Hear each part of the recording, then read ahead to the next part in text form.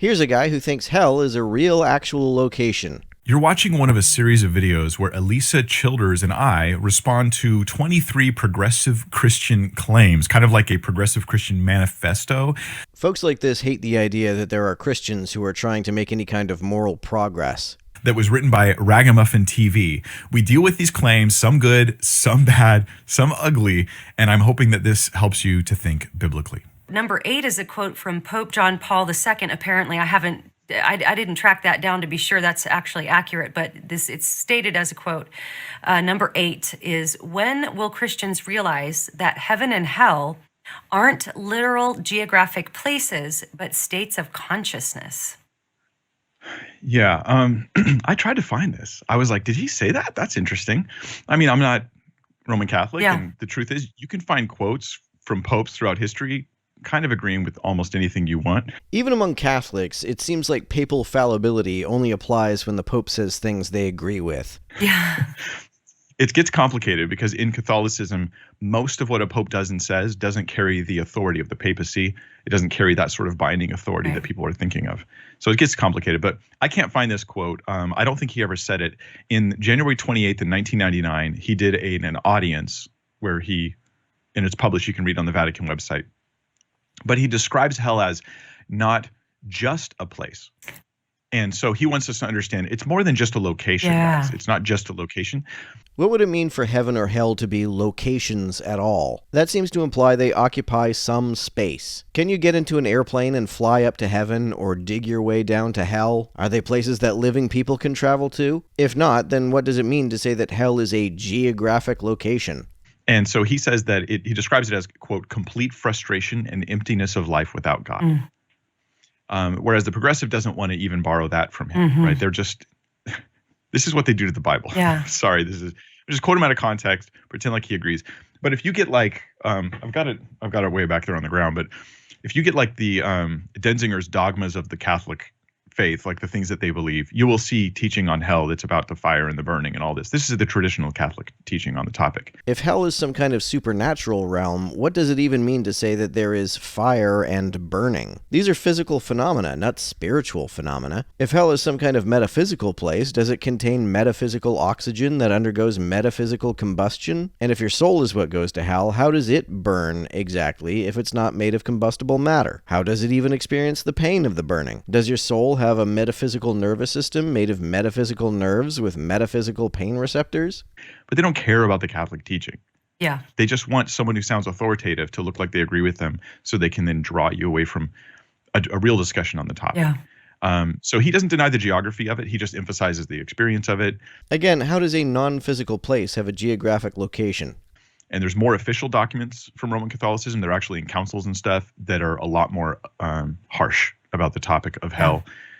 And yeah, but again, I'm not Roman Catholic, so whatever Pope John Paul says is only interesting and not binding. This is very similar to Rob Bell's view in Love Wins. When I was reading Love Wins, you know, so much of what Rob Bell wants you to conclude, he does that by asking leading questions to get you to a certain point. But there was one point in the book where he was speculating on, he spent a lot of time and energy talking about hell on earth, kids that suffer in other countries and things. And then he was speculating on what it might look like on the other side of life. And he said, well, maybe it'll be more of that, something like that. But there was really kind of an agnosticism about the actual location of it from Rob Bell. And that was kind of the, I think became sort of the progressive view, is that hell and heaven is really just the consequences of our actions here on earth. It's something that we experience every time we do something wrong, and we get to experience those consequences. So they're, I guess, trying to make the point that, that these aren't actual places, that it's just a state of consciousness and not the other. Well, given that after you die, you're supposedly nothing but a free-floating consciousness, how could it possibly be anything other than that? Yeah, I think the thing to recognize is in Scripture, the hell and heaven, as pertains to a destination for us, that they're primarily eschatological, which means they really are about localities. Mm-hmm. That's not what eschatological means. Eschatological matters are those that just have to do with what happens after you die or after the end of the world. It doesn't necessarily have anything to do with localities. And so we have to be resurrected into new bodies in order to go there. New physical bodies? If they're not physical bodies, what kind of bodies are they? If they are physical bodies, why can't we go there in our regular bodies? We're living there. We're dwelling there. We're in each other's presence, in the presence of God. Isn't God supposed to be omnipresent? If he is, wouldn't you be in the presence of God no matter where you are? In heaven, which heaven and earth meet and all that stuff. And it's beautiful. It sounds like he's talking about apocalypticism, which is the idea that was common among Jews in the time and place where Jesus lived. It's the idea that when you die, you don't go to an afterlife, you just stay dead until Judgment Day happens, and then everyone who is good is resurrected and lives in a theocracy on earth, not in heaven, that's run by God, and everyone who is bad just stays dead. This is not a common view among Christians today. But hell, they're resurrected unto this judgment. So there's something literal about it. Now, you might say that the fire is a metaphor. Yeah. And that's okay. It may well be. But it's going to be a metaphor for something that relates to. Yeah. Or something even worse that we don't have words for. Yeah, it'll be something negative, something unpleasant. Yeah. Something like an unhappy state of consciousness for which the fire is merely a metaphor? Something like, if I say to you, say I'm in a lot of pain and I go, my body's on fire. Well, nobody takes comfort knowing that I'm using a metaphor. Right. Right. We all know that, he's using that metaphor because this is quite unpleasant. If the fire can be metaphorical, why can't it be a metaphor for the exact state of consciousness that you're trying to say it isn't? Yeah. And so I don't have the right, because I know people will attack Christianity with moral accusations. I don't have the right to say, well, God's not going to do what he's going to do. I'm going to start with God's authority on this issue and say, if hell is bad, then sin must actually be really bad. Right.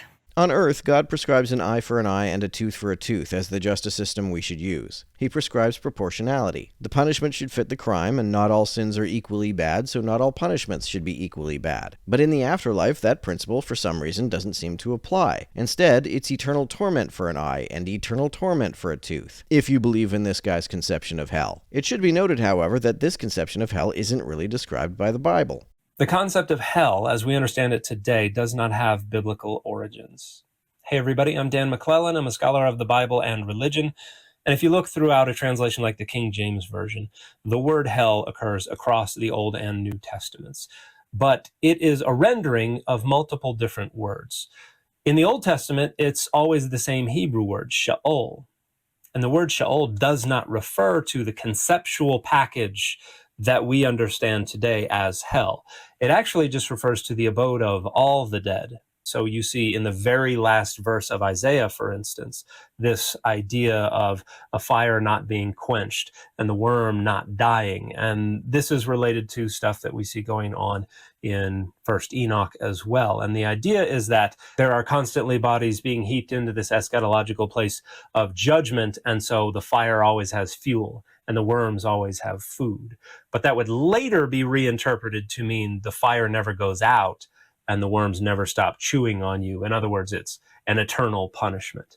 But there's no one idea of hell in the New Testament. It's not until after the New Testament that readers are looking back on the New Testament and trying to harmonize it all because they're looking at a single collection of texts and they want it to speak with one single unified and consistent voice, that we see the idea of eternal conscious torment slowly taking center stage and becoming the main idea. The idea that hell is a place you go to be tormented forever is a post-biblical conception, not a biblical one.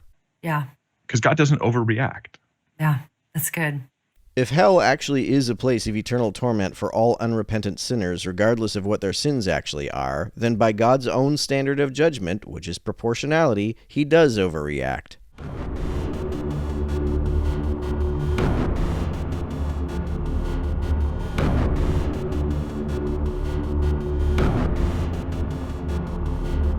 To everyone who helps me out on Patreon, you're a big help. Thanks so much.